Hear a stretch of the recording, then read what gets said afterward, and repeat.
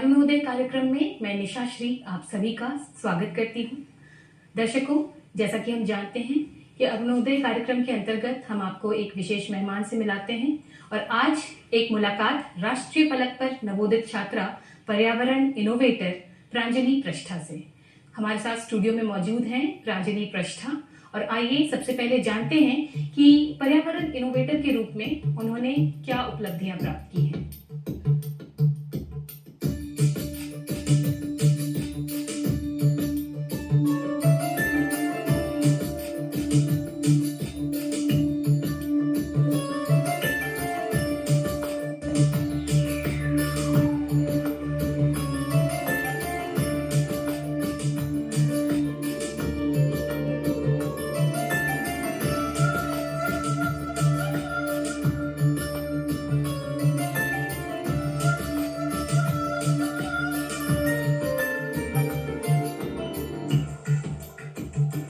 प्रांजलि, आपसे जानना चाहेंगे कि क्या उपलब्धियां हैं जो आपने अपने स्कूल के राष्ट्रीय या राज्य स्तर पर प्राप्त किया है। इसके बारे में हमारे दर्शकों को जानकारी दीजिए। नमस्कार, मेरा नाम प्रांजलि पृष्ठा है। मैं केंद्रीय विद्यालय मुजफ्फरपुर गन्नीपुर की 9वीं की छात्रा हूँ। एनसीएससी से जो आपको सर्टिफिकेट प्राप्त हुआ है, तो ये क्या है ये एनसीएससी और ये सर्टिफिकेट आपको किस लिए दिया गया है? एनसीएससी का अर्थ है नेशनल चिल्ड्रन साइंस कांग्रेस। ये मुख्यतः हमें अब इसमें एक लोकल प्रॉब्लम लेनी होती है।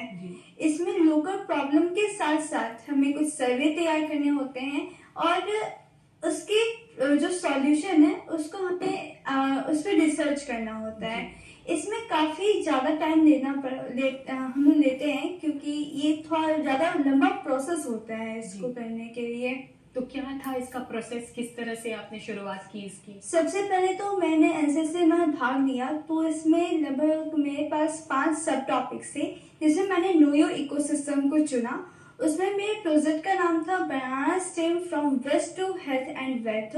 इसमें मैंने बनाना स्टेम से कुछ प्रोडक्ट्स बनाए। पहले तो उतने अच्छे नहीं बने, लेकिन बाद में थोड़े से अच्छे बने जो आप देख सकते हैं। जी, ये तो बहुत ही खूबसूरत है और ये सब हमें मतलब इसको देखने से बिल्कुल भी नहीं लग रहा है कि ये बनाना स्टेम से बना है, क्योंकि हमने कभी कल्पना में भी नहीं सोचा था कि बनाना स्टेम का इस तरह से इस्तेमाल किया जा सकता है। तो प्रांजलि, हम आपसे यही जानना चाहेंगे, आपको ये प्रेरणा कैसे मिली, कैसे आपने सोचा कि ऐसा कुछ कर सकते हैं? मैं जब भी गांव से आती जाती थी, रास्ते में हर जगह केले के पौधे को देखती थी। जैसे कि हम सभी जानते हैं कि केले का फल जब तैयार हो जाता है तो उसके फल को काट के अलग कर दिया जाता है और उसके तने को खेत में यूं ही छोड़ दिया जाता है, जो रॉ मटेरियल के रूप में वहीं पे पड़ा रहता है, वो वेस्ट के तौर पर पड़ा रहता है। तो उसका कुछ यूज रहे, इसके लिए मैंने सोचा कि क्यों ना, जैसे हम रस्सी को एक कई हिस्सों में बांट करके उससे कोई चोटी बना करके रस्सी बनाते हैं, तो उसी प्रकार से मैंने एक रेशा मतलब एक बनाना का ऊपर का एक ये जिसको हम बोलते हैं ऊपरी परत निकाल ली और इसके तीन कई हिस्सों में इसको लंबे आकार में खींच करके इसको 3 जितना भी अच्छा है कूट लेती हैं। हाँ, उसको निकाल लेंगे और इसको चोटी जैसे हम बनाते हैं उस तरीके से इसको बनाएंगे। जी, बिल्कुल जिस तरह से वो जूट की रस्सी हम बनाते हैं उसी तरह से आप इसको चोटी नुमा रस्सी की तरह बना करके तैयार करके इसको बांध कर इसे कलाकृतियां बनाती हैं।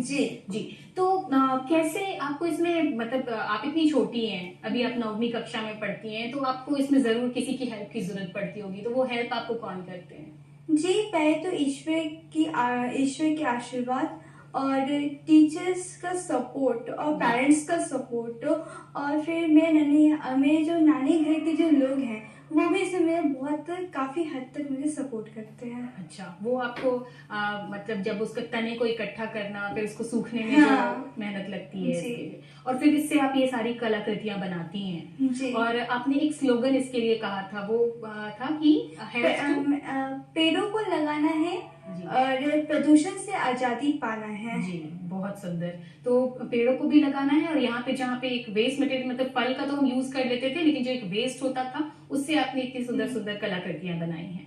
तो इससे आप ये सारी जो कलाकृतियां जो अभी हम मेज पर देख रहे हैं रखे हुए, इसको आप बना रही हैं अभी, और इसके अलावा आप कौन कौन सी एक्टिविटीज में पार्ट लेती हैं? मैं बहुत सारी एक्टिविटीज में पार्ट लेती हूँ, जैसे कि साइंस एग्जीबिशन हो गया। मुझे आर्ट एंड क्राफ्ट का भी बहुत ज्यादा शौक है, जी। तभी मेरे दिमाग में ये सब आइडियाज आए कि इससे ये चीज बनाई जा सकती है। और फिर मैं कभी भी कहीं भी जाती हूँ ना, या फिर किसी भी प्लास्टिक के सामान को देखती हूँ, जी। तो मेरे दिमाग में एक आइडिया आता है कि क्या मैं इसमें नेचुरल फाइबर यानी कि बनाना स्टेम का यूज करके कुछ नया इनोवेटिव चीज बना सकती हूँ। जी। तो ये चीज मुझे अच्छी लगती है कि कुछ ऐसा बनाए जो हमारे पर्यावरण को सुरक्षित करे, और वो मतलब एक क्या बोल सकते हैं, आर्ट एंड क्राफ्ट में हमारा मतलब आपको एक आपकी क्रिएटिविटी भी हाँ, बढ़ती है आर्ट हाँ। एंड क्राफ्ट की वजह से, और हमारा जो पर्यावरण है वो भी सुरक्षित रहता है, क्योंकि कहीं ना कहीं इससे आप प्लास्टिक यूज को रिड्यूस कर पाती जी। हैं। तो आपको क्या लगता है कि अगर प्लास्टिक को कैसे हम लोग, मतलब अगर इनसे बनी हुई जो आपका बनाना स्टेम है, इससे बनी हुई चीजों को अगर हम मार्केट में लाते हैं तो प्लास्टिक का यूज धीरे धीरे हम रिड्यूस कर सकते हैं? जी, एक बार हम खत्म तो नहीं कर सकते हैं जी। क्योंकि बहुत ज्यादा मुश्किल है, लेकिन हम इसको जरूर कम जरूर कर सकते हैं। ये इसके मेरे पास 3 उपाय हैं इसके। पहले तो हम प्लास्टिक को रिड्यूस करें, जैसे कि फिर उसका प्लास्टिक को रिड्यूस करें बनाना स्टेम के हेल्प से, जी। और फिर बनाना स्टेम की हेल्प से इसको रिड्यूस करें। उसके बाद इसका रिड्यूस करें प्लास्टिक को। जैसे आप देख सकते हैं, ये मैंने प्लास्टिक की बोतल पे जी। उसके ऊपर बनाना स्टेम, या फिर आप को भी जो जूट होता है उसकी जो रस्सी आती है, जी। उससे आप ये ऊपर करके दिखा रही है इनको कैमरा में, ताकि हमारे दर्शक उसको आराम से देख सके। जी। और फिर इसको बनाना मतलब मुझे काफी अच्छा लगा इसको बना करके। इससे पॉल्यूशन तो कम होगा ही, इससे पॉल्यूशन से कम नहीं होगा, लेकिन वेस्ट कम जी। होगा इसमें। जी। तो ये बात तो ये बहुत ही खूबसूरत बात है, और जो भी कम उम्र के दर्शक भी देख रहे होंगे या फिर जो माता पिता भी देख रहे होंगे, उनको इससे प्रेरणा मिलेगी कि किस तरह से वो प्लास्टिक यूज को कम करके और इस तरह की क्रिएटिविटी को जन्म दे सकते हैं। जी। तो एक और बात बताइए इसके बारे में कि पहले आप जब देखती थी कि वो तने हैं वो खेत में फेंके हुए रहते हैं, और इससे आपने इतनी सुंदर सुंदर कलाकृतियां बनाई, तो क्या आपने इसको किसी ऐसे को गिफ्ट किया है, किसी ऑफिसर को या किसी आपके स्कूल के प्रिंसिपल को, जिन्होंने इसको देखा और उसकी तारीफ की हो? जी, मैं इसको गिफ्ट तो नहीं कर पाई, लेकिन जहाँ भी जो भी प्रदर्शनी में मैंने हिस्सा लिया, जहाँ जहाँ पे भी मैं गई, बनाना स्टेम का मैंने बहुत सारे यहाँ पे मैंने वर्कशॉप भी रखे थे इसके ऊपर। और वर्कशॉप कहाँ पे हुए थे? वर्कशॉप मैंने स्कूल में और अपने मोहल्ले में जाकर कर पाई थी मैं, और बच्चों को मैं सिखाती थी कि कैसे हम इसे काफी हद तक बहुत सारी चीजें इसमें हम बना सकते हैं। अच्छा, तो आप ये सिखाने का भी काम करती हैं? जी। किन बच्चों को सिखाती हैं? स्कूल के बच्चों को? स्कूल के जो बच्चे हैं, जो मेरे से छोटे बच्चे हैं, अच्छा। यानी 6, 7, 8, 9 मतलब 8 तक के जो बच्चे हैं, जो मतलब चाहते हैं कि हम कुछ करें, अपने मतलब पर्यावरण को बचाने के कुछ करें हम, तो वो मुझसे पूछते हैं कि दीदी आप कैसे बना देते हो। अच्छा, तो वो उनको क्यूरियोसिटी भी होती है ये जानने के लिए कि आप कैसे कर रही हैं, जी। और फिर वो आपसे सीखने आते हैं। तो क्या स्कूल में ही आप सिखाती हैं या अपने घर पर सिखाती हैं? जी, मैं स्कूल में भी सिखाती हूँ, मोहल्ले में भी सिखाती हूँ अपने। अच्छा, तो वो प्रशिक्षण देने के लिए आप क्या क्या प्रोसेस शुरू करती हैं, मतलब सुखाने से लेकर, जी। या फिर सीधे आप उनको आर्ट वर्क करने के लिए कहती हैं? मैं पूरा मतलब शुरुआत से बताती हूँ, जैसे कि पहले केले का तना लेकर के उसके ऊपरी भाग को निकाल करके उसके कई हिस्सों में उसको बांट करके और छोटी बना करके जो प्रोसेस मैंने बताती हूँ उनको, और कहती हूँ कि आप प्रयास कीजिए कि आप कैसे इसको बनाते हैं। अच्छा, और इसमें जैसे क्योंकि ये तो एक तरह से ना पेड़ का वेस्ट है, तो जनरली उसमें वो धीरे धीरे खराब होने लगते हैं, उसके ऊपर वो फंगस लगना शुरू हो जाते हैं, तो उसके लिए फिर आप इस पे पेंटिंग करने की सलाह जी। देती हैं। लेकिन ये बनाना स्टेम जो है, ये जो आप देख रही हैं, जी बिल्कुल, ये आप जो आप कैमरा की देख रहे तरफ हैं, दिखाएंगे तो हमारे दर्शक भी देख सकते हैं। ये जो आप देख रही हैं, पहले तो इसमें मधुबनी पेंटिंग की हुई है, आप देख सकती हैं, आप लोग भी देख सकते हैं कि इसमें मधुबनी पेंटिंग की हुई है। और ये जो बनाना स्टेम है, ये लगभग मैंने 2 साल पहले बनाया था। अच्छा, ये तो लंबे मतलब इतने टिकाऊ भी है। वैसे नेचुरल फाइबर जो होते हैं वो ज्यादा टिकाऊ नहीं होते हैं, लेकिन फिर भी बहुत साल तक चल सकते हैं अगर हम इसमें मेंटेनेंस रखें तो क्या आपको लगता है कि अगर इसकी प्रोसेसिंग की जाए तो फिर इसके ऊपर और ज्यादा बारीक काम हो सकते हैं और ज्यादा इसकी एक्टिविटी बढ़ाई जा सकती है? जी, इसके और आपने मतलब आप यहाँ पे हमारे जो जिला स्तर पे जो ऑफिसर्स हैं, जो हमारे डीएन हैं या फिर और भी अधिकारी हैं, क्या उनसे आप कभी मिली हैं इस संबंध में? जी, मैं जो भी मुहिम चला रही थी, पेड़ों को लगाना है, पर्यावरण को प्रदूषण से बचाना है, इसमें जो मुहिम जो चलाई थी, इसमें मैंने बहुत सारे ऑफिसर्स को और आम लोगों को पेड़ हरित उपहार भेंट किया था। जैसे कि जो हमारी पद्मश्री से सम्मानित किसान चाची हैं और वैशाली की जो सांसद श्रीमती वीणा देवी हैं, साहित्यकार में जो डॉक्टर संजय पंकज हैं, इन जैसे लोगों को मैंने हरित उपहार भेंट किया है। और उनका क्या इस पर रिएक्शन था? उन लोगों ने मुझे बहुत आशीर्वाद दिया और पद्मश्री चाची जो थी, जो किसान चाची थी, उन्होंने तो मुझे अचार भी दिए थे उसमें। तो मतलब कि आप भी गिफ्ट दे रही हैं और आपको गिफ्ट मिल भी रहे हैं। ये अच्छा है, आपका इंटरेक्शन हो रहा है बड़े बड़े लोगों से जो कि आपकी इस कलाकृति को सराह रहे हैं। जी। तो आप जो बाकी स्टूडेंट हैं आपके क्लास में होंगे, क्योंकि आप इतनी छोटी हैं और इतनी कम उम्र में आपके अंदर ये अवेयरनेस आई जिसकी वजह से आप ईश्वर को धन्यवाद दे रही हैं, तो उनसे जब आपकी बातचीत होती है तो उनको आप क्या कहती हैं, क्या समझाती हैं अवेयरनेस? मैं यही समझाना चाहूंगी कि पर्यावरण को आप लोगों को भी बचाना चाहिए और आप लोगों को भी कई आइटम्स इन जैसे नेचुरल जो फाइबर्स हैं उससे आप लोगों को भी मतलब कई तरह के सामान आप भी बना सकते हैं खुद से। हाँ। तो मैं चाहूंगी कि आप लोग भी पेड़ लगाएं, पौधे लगाएं और अपने पर्यावरण को बचाना, साथ ही साथ ये कलाकृति बनाएं आप भी। हाँ, और जो भी वेस्ट है, जैसे आपको एक वेस्ट आपने देखा और उससे आपने इतनी अच्छी क्रिएटिविटी निकाल कर लाई, उसी तरह से और भी वो लोग जो भी वेस्ट देखते हैं तो उसके मैनेजमेंट से रिलेटेड चीजें दिमाग में आइडिया आ ही जाता है, तो आप लोग के दिमाग में जरूर आएगा, जिसके लिए आपने ईश्वर को धन्यवाद दिया है। जी, ये बहुत ही खूबसूरत सी बात है इस नन्हे से दिमाग के अंदर। और मैं एक और बात जानना चाहती हूँ कि अभी हमारे प्रधानमंत्री के द्वारा एक पेड़ माँ के नाम की योजना चल रही थी, तो क्या उसमें भी आपने भागीदारी थी? जी, मैंने उसमें भी भागीदारी ली थी। जी, वो क्या था, उसमें क्या इवेंट था, कैसे आप लोग गए थे पेड़ लगाने के लिए? मैं अपने स्कूल में हुआ था ये मेरे, तो मैं माता श्री जो थी वो भी मेरे साथ गई थी और हम लोगों ने मतलब एक और इवेंट चला था, ये एक था अभी बीच में चला था, पेड़ लगाना है, माते पेड़ लगाना है, एक पेड़ माँ के नाम के साथ साथ। तो उसमें जो मेरी माता श्री तो मेरे साथ गई थी और उन्होंने मेरे साथ पेड़ लगाया और वो अभी गर्व महसूस कर रही है बहुत ज्यादा। बहुत अच्छी बात है। और जब वो आप ये कलाकृतियां करती होंगी तो उसमें भी आपके माता पिता बहुत खुश होते होंगे ये सब देख करके। क्या आपके छोटे भाई बहन हैं घर में? जी, तो उनको भी आप सिखाती हैं? जी। और माता पिता का क्या सहयोग रहता है इसमें? मेरे माता और पिता मुझे बहुत ज्यादा सहयोग करते हैं क्योंकि वो मुझे बहुत ज्यादा टाइम देते हैं। अच्छा। और वो समझते हैं कि मैं अगर कुछ कर रही हूँ मतलब अपने पर्यावरण को बचाने के लिए कर रही हूँ, तो मम्मी को ये चीज बहुत अच्छा लगता है कि ये कुछ कर रही है, क्योंकि मुझे बचपन से ही पर्यावरण के साथ रहना बहुत ज्यादा पसंद था।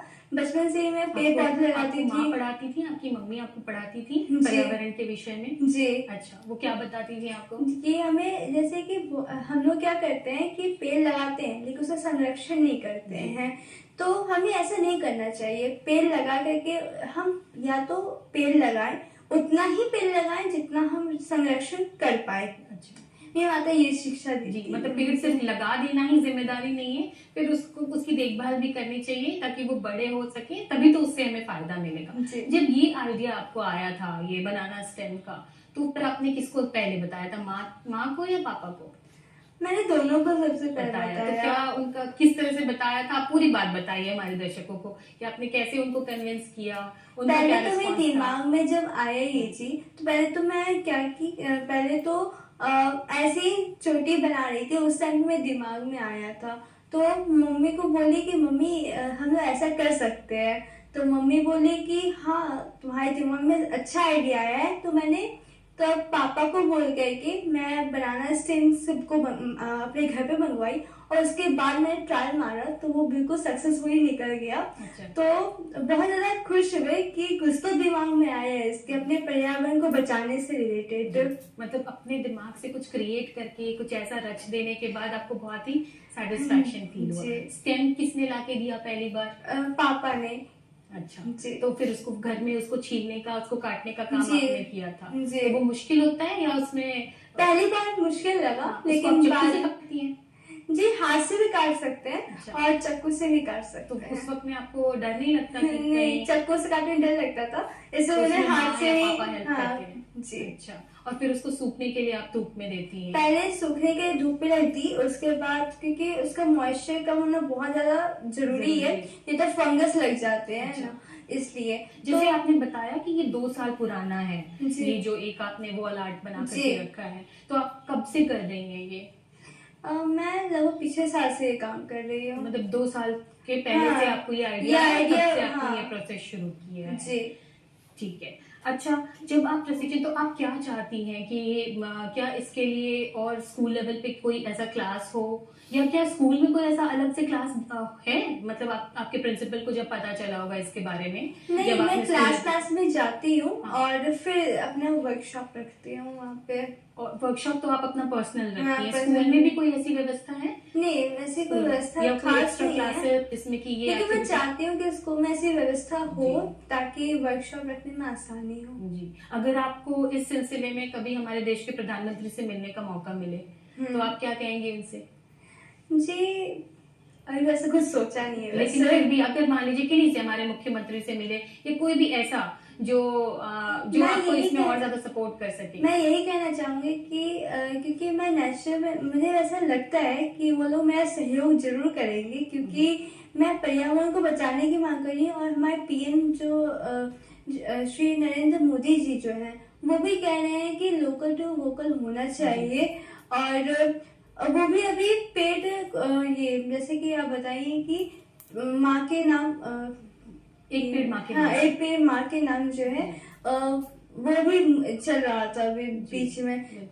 तो उसमें वो अपना बहुत अच्छे से सहयोग दे रहे हैं, तो मुझे लगता है कि वो मेरा भी सहयोग देंगे। अगर आपकी ये कलाकृति के बारे में, इस उनको इनोवेशन के पता बारे में उनको चलता है। पता चले, हाँ। तो वो बहुत सपोर्ट करेंगे। जी। जी। तो ये तो एक बात हो गई। और जब आप इस तरह के, इसके अलावा आपको क्या लगता है कि हम अपने पर्यावरण के संरक्षण के लिए और क्या क्या स्टेप ले सकते हैं, क्या क्या समाधान हो सकते हैं? एक प्लास्टिक की तो आपने समस्या हाँ। कही, तो प्लास्टिक का आपने एक रीयूज का बता दिया, लेकिन इसके अलावा जो आपकी उम्र के बच्चे हैं या बाकी लोग, हम लोग पौधे लगा सकते हैं। हाँ। क्योंकि हम सभी जानते हैं कि अभी डिफॉरेस्टेशन बहुत ज्यादा हो रहा है, तो इस टाइम पे पौधे लगा करके उसको संरक्षण करना सबसे ज्यादा महत्वपूर्ण है हम लोगों के लिए। क्योंकि हम सभी जानते हैं कि पेड़ जो होते हैं वो कई तरह से काम हमारे आते हैं। पहले तो वो हमें भारी बारिश से बचाते हैं, उससे सॉइल इरोजन नहीं होता है। फिर और भी बहुत तरह की बातें हैं जो इम्पोर्टेंस ऑफ ट्री जो हम सभी जानते हैं। जी बिल्कुल। और ये तो हुआ कि जो आपने केले के थम को आपने बाहर फेंका हुआ देखा जब आप नानी के घर आना जाना करती थी, और आपके दिमाग में ये बात आई। अभी भी जब आप घर से स्कूल जाती हैं और भी कहीं जाती होंगी, तो आपको क्या लगता है कि और क्या क्या चीजें हैं जो वेस्ट में जा रही हैं, और इसका क्या सॉल्यूशन जब भी मैं स्कूल से आती जाती हूँ तो मैं भी अभी भी देखती हूँ कि जो लोग हैं वो प्लास्टिक और जो भी मतलब नेचुरल चीजें हैं और जो नॉन बायोडिग्रेडेबल चीजें सबको एक साथ फेंक देते हैं पहाड़ी में। और इससे जैसे कि जो बायोडिग्रेडेबल चीजें हैं वो तो आराम से डिकम्पोज हो जाती हैं, लेकिन जो नॉन बायोडिग्रेडेबल है वो डिकम्पोज नहीं हो पाती हैं। तो इससे हमारा पॉल्यूशन और ज्यादा बढ़ रहा है इसके कारण। जी। और इसकी वजह से फिर क्या क्या समस्या हो सकती है? जैसे ग्लोबल वार्मिंग हो सकती है इससे, फिर सॉइल हमारा पॉल्यूट हो सकता है इससे, फिर हमारा एयर पॉल्यूशन हो सकता है, वाटर पॉल्यूशन हो सकता है, एक्वाटिक एनिमल्स पे इससे प्रभाव पड़ सकता है। ऐसे बहुत सारी प्रॉब्लम्स हो सकती हैं। और इसको सॉल्व करने के लिए अगर हम इस तरह से सोचें जिस तरह से आप सोच रही हैं, तो फिर काफी हद तक हम अपने पर्यावरण को सुरक्षित रख सकते हैं और जी। जीने योग्य बना सकते हैं। जी। और एक बात आई थी प्रांजलि कि हरित उपहार के बारे में, जो कि आपने हमारे शहर के जो कुछ हैं पदाधिकारी, उनको आपने वो उपहार दिया भी। जी। तो हरित उपहार के लिए को आप किस नजरिए से देखती हैं और इसमें क्या क्या शामिल होते हैं हरित उपहार के अंतर्गत? हरित उपहार में जैसे कि मैं जो भी लोगों को दी हूँ, जो भी पौधे मैं उन लोगों को भेंट की हूँ, वो सारे इंडोर प्लांट्स थे जो भी दिए, क्योंकि मैं जानती हूँ कि लोग जो हैं, अगर मैं उनको आउटडोर प्लांट्स दूंगी तो, क्योंकि कभी किसी को बाहर जाना होता है तो लोग Maintain नहीं कर पाते। हाँ, मेंटेन नहीं कर पाते हैं, लोग किसी न किसी वजह से मेंटेन नहीं हो पाता है। इसलिए मैंने इंडोर प्लांट दिया है, इसको हफ्ते में लगभग एक दिन में अगर पानी मिल जाए तो वो आराम से सरवाइव कर लेगा। ऐसे पौधे कौन कौन से होते हैं जो कि कम पानी में भी सर्वाइव कर जाते हैं? ऐसे मेरे पास अभी कोई ज्यादा जानकारी है नहीं वैसे। अच्छा, लेकिन वो कैक्टस, ये जो हाँ। आजकल सक्यूलेंट, ये सब जो इंडोर प्लांट्स है, डेकोरेटिव जी। हैं, देखने में भी खूबसूरत लगते हैं, जी। इस तरह के पौधे हैं। तो ये आप इस तरह की गिफ्ट करती हैं या फिर ये जो आपके जो हैंडमेड आर्टिक्राफ्ट हैं, इसको तो आप गिफ्ट करती ही हैं जी। लोगों को? और आप क्या चाहती हैं? अभी आप 9वीं कक्षा की हैं, अगले साल आप बोर्ड देंगी, फिर 12th, मतलब अभी तो आप बहुत ही छोटी हैं और इतनी छोटी उम्र में भी आपने इतना सब कुछ सोचा, इतना सब कुछ किया। आप क्या करना चाहती हैं बड़े होकर के? आपका उद्देश्य क्या है? मेरा उद्देश्य ये है कि मैं चाहती हूँ एक लघु उद्योग खोलना, जिसमें जो भी बेरोजगारी से लोग जो जी रहे हैं उनको रोजगार मिल पाए। अच्छा, जी। तो ये बहुत ही खूबसूरत अभी मतलब आपकी सोच है। अभी आप इतनी छोटी हैं लेकिन आपने कुछ ऐसा क्रिएट किया, फिर आप चाह रही हैं कि जब आप थोड़ी बड़ी होंगी, जब आप रोजगार उन्मुखी होंगी, तो आप लघु उद्योग शुरू करके रोजगार जनरेट करेंगी, जी। ताकि जो बेरोजगारी की समस्या है वो भी सॉल्व हो सके। जी। ये तो बहुत ही सुंदर सोच है प्रांजलि, आप इतनी छोटी उम्र में इतनी जिम्मेदारी भरी सोच सोचती हैं। तो इसके लिए आप क्या क्या प्रयास कर रही हैं? अभी क्या पढ़ाई, आप जो पढ़ाई करती हैं, आपको कौन सी सब्जेक्ट में सबसे ज्यादा रुचि आती है? अभी मुझे साइंस में बहुत ज्यादा रुचि आती है वैसे, क्योंकि हम जो भी सब्जेक्ट पढ़ते हैं उसमें कहीं ना कहीं, जैसे मैंने साइंस में फॉरेस्ट के बारे में पढ़ा था 7th में, 8th में भी मैंने कुछ ऐसे सब्जेक्ट्स पढ़े हैं जिसमें फॉरेस्ट पेड़ वेड़ के बारे में बहुत ज्यादा जानकारी दी है, तो उसमें मुझे रुचि बहुत ज्यादा आती है कि उसके बारे में जानने का मौका मिलता है मुझे। अच्छा, तो ये तो बहुत ही खूबसूरत सी बातें हैं जो आप बता रही हैं, और आपकी उम्र के बच्चों के लिए आप एक आदर्श विद्यार्थी की तरह हैं। आप क्या कहना चाहेंगी अपने और साथियों को? मतलब पूरे देश भर में विद्यार्थी हैं और हम देखते हैं कि आजकल जो विद्यार्थी हैं वो बहुत ज्यादा मोबाइल गेम या और ऐसी डिस्ट्रैक्टिव जो एक्टिविटीज है उसमें है, या फिर एक शब्द बहुत ज्यादा कॉमन हो गया है कि वो डिप्रेशन में जा रहे हैं। तो उन बच्चों के लिए आप क्या कहेंगे? वो सब आपके मित्र हैं, पूरे देश में आपके मित्र बैठे हैं, उनके लिए आप क्या संदेश देना चाहेंगे? मैं यही कहना चाहूंगी, मोबाइल देखना कोई बुरी बात नहीं होती है, देखिए, लेकिन आप कुछ सार्थक देखिए। अच्छा। जैसे कि मैं भी मोबाइल देखती हूँ, पर मैं कुछ इनोवेटिव आइडियाज ढूंढती रहती हूँ हर टाइम, सोचते कि कुछ ऐसा कुछ बनाऊं जो आज से पहले कभी ना हुआ देखा गया हो। अच्छा, मतलब वो आप किस तरह का, कुछ पॉडकास्ट देखती हैं या कुछ डॉक्यूमेंट्री देखती हैं? मतलब मुझे, जैसे मैं आपको बताई, मुझे आर्ट एंड क्राफ्ट का बहुत ज्यादा शौक है, तो मैं आर्ट एंड क्राफ्ट से रिलेटेड कुछ देखती रहती हूँ कि मैं क्या क्या चीज बना सकती हूँ और अपने घर को सजाने के लिए, फिर और भी चीजें।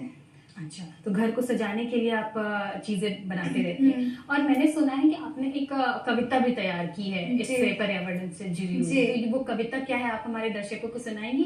वृक्षारोपण। विकसित होने के नाम पर बहुत कर लिया शोषण, विकसित होने के नाम पर बहुत कर लिया शोषण, आओ मिलकर करें अब हम वृक्षारोपण। पानी है घट रहा, धुएं में दम घुट रहा, पानी है घट रहा, धुएं में दम घुट रहा, तापमान है बढ़ रहा, हर कोई झुलस रहा। हम एक दूसरे पर क्यों कर रहे हैं दोषारोपण, हम एक दूसरे पर क्यों कर रहे हैं दोषारोपण, बदले में इसके आओ मिलकर करें वृक्षारोपण। हरियाली सुहाएगी, आंखों को बहुत भाएगी, हरियाली सुहाएगी, आंखों को बहुत भाएगी, वरना सब मरुस्थल बन जाएंगे, फिर कैसे हम जी पाएंगे। सब कुछ बदल रहा है, हर जीव सिसक रहा है, सब कुछ बदल रहा है, हर जीव सिसक रहा है, अब तो पेड़ लगाओ, पर्यावरण को बचाओ। बैनर और तख्ती से फोटो ही बस आएगी, बैनर और तख्ती से फोटो ही बस आएगी। चेतना को अब जगा लो, कुछ पेड़ तुम लगा लो। वाह, बहुत खूबसूरत। ये कविता आपने खुद से बनाई है? जी। वाह, ये तो बहुत ही खूबसूरत कविता है जो कि पूरी तरह से पर्यावरण को संरक्षण देने के लिए प्रेरित करती है और एक स्वस्थ वातावरण में रहने के लिए हमें प्रेरणा देती है। तो एक बात और जो रह गई थी आपकी कविता से पहले, जो मैं आपसे पूछ रही थी कि एक तो मोबाइल के बारे में आपने बता दिया, और देखते हैं कि बहुत सारे अभी जो युवा बच्चे हैं ना, वो नया नया शब्द सीखते हैं, डिप्रेशन, और डिप्रेशन में जा रहे हैं। ऐसी बातें वो हो सकता है सार्थक रूप से भी होती हो, लेकिन ये बातें बोलचाल में समाती जा रही हैं। तो उनको आप क्या कहना चाहेंगे और इसको आप पर्यावरण से कैसे जोड़ती हैं? जी, बच्चे जो ये जो वर्ड यूज कर रहे हैं डिप्रेशन, या तो ये सुन सुन के, या तो उनके फैमिली मेंबर्स बहुत ज्यादा इस वर्ड का यूज करते होंगे कि बच्चे जो होते हैं अपने माता पिता से ही सब कुछ सीखते हैं। तो या तो उसके पेरेंट्स यूज करते होंगे, या फिर वो टीवी या फिर सीरियल, ये सब चीज देख करके भी बच्चे बहुत ज्यादा भूलना स्टार्ट कर अगर वो देते हैं। पर्यावरण वाले में की एक्टिविटी में अगर जुड़े रहेंगे तो उनको हाँ, इससे भी वो अपने आप को जी। बचा सकते हैं। यानी कि अगर आप अपने पर्यावरण को सुरक्षित रखते हैं, प्रांजलि प्रष्ठा ये कहना संदेश देना चाह रही हैं कि अगर वो पर्यावरण को सुरक्षित रखते हैं तो वो अपने अंदर के अपनी मानसिकता को भी सुरक्षित रखते हैं, और साथ ही साथ एक अच्छी क्रिएटिविटी होती है। तो प्रांजलि, बहुत बहुत धन्यवाद आपका इतनी सुंदर जानकारी हमारे दर्शकों को देने के लिए, और हमारे क्षेत्र, हमारे जिला, हमारे क्षेत्र को इस तरह की क्रिएटिविटी से जगाने के लिए बहुत बहुत धन्यवाद आपका कि आप हमारे स्टूडियो में आए। और हम आपको शुभकामना देना चाहेंगे, बधाई देना चाहेंगे, आप आगे भी ऐसे ही बढ़ते रहें। और इसी के साथ दर्शकों, यह कार्यक्रम यहीं पर समाप्त करते हैं। फिर मिलेंगे एक नए विषय के साथ, तब तक के लिए नमस्कार।